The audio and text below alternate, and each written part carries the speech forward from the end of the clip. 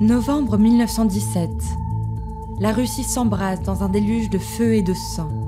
Un bourdonnement lourd emplit Petrograd et résonne sourdement dans les tympans. La révolte roule et gronde bien au-delà de la capitale. La foule se répand comme une vague destructrice, une tempête qui fait chavirer les villes, frissonner les campagnes et s'ébranler le pays tout entier. Là, au milieu de la tornade, un homme, un Américain voit tout, entend tout. Il assiste à chaque discussion, chaque manifestation. Un jeune Américain parmi le peuple russe. Il s'appelle John Reed. Il est journaliste, reporter de guerre et à ses heures, poète. Il s'apprête, au péril de sa vie, à témoigner des 10 jours qui ébranlèrent le monde.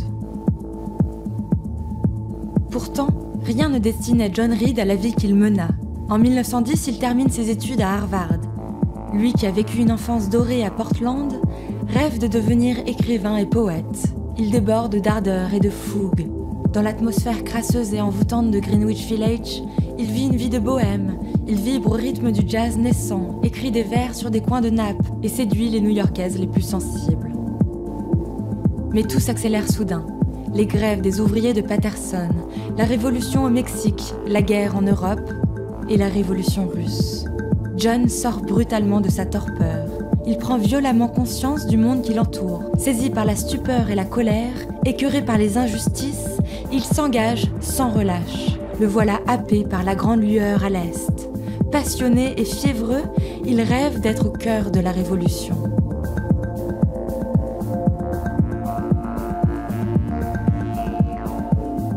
Septembre 1917. John est à Petrograd. La ville trépigne. Reed est saisi par l'atmosphère fébrile et tumultueuse, la frénésie palpitante et excitante, ébloui par cette Russie saoule d'idées et ivre de paroles.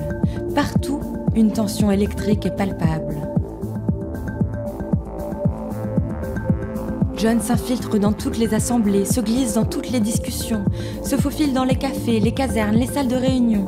Enveloppé dans les halos de fumée bleue, il frémit avec les ouvriers, ne fait plus qu'un avec la foule. Il sent au fond de son être que quelque chose de fondamental va se produire, sans pouvoir dire exactement quoi. Il rencontre Trotsky et Vladimir Ilitch Ulyanov, qu'ici tout le monde appelle Lénine. Il admire son esprit aiguisé au couteau, ses sourcils qui se froncent lorsqu'il dénonce l'oppression, l'audace de ses réflexions, le feu qu'il infuse à ses phrases. À ses côtés, il vit la révolution heure par heure, minute par minute.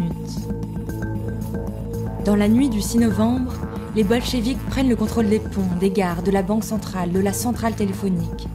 John Reed est là, dans la masse sombre des insurgés, marchant en silence dans ce fleuve rouge qui emplit les rues dans l'obscurité de la nuit.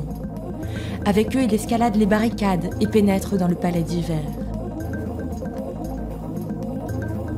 Il est là aussi le lendemain matin, à l'Institut Smolny. Il prend note des discussions. Dans l'odeur âcre du tabac, les révolutionnaires s'entassent, débattent, protestent et ovationnent Lénine. Dans le tonnerre d'applaudissements, John assiste émerveillé à la victoire de la révolution. Porté par une impulsion qui le dépasse, il joint sa voix au crescendo lent et puissant de l'Internationale.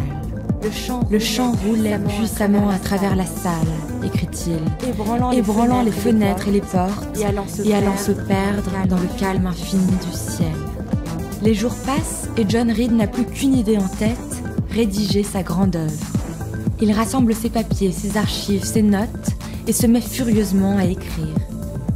Dans l'ombre et le silence, il gratte les feuillets, il s'abîme les doigts sur sa machine à écrire et parvient à publier l'ouvrage de sa vie. Un livre que Lénine salue pour son intelligence et sa sincérité, les 10 jours qui ébranlèrent le monde.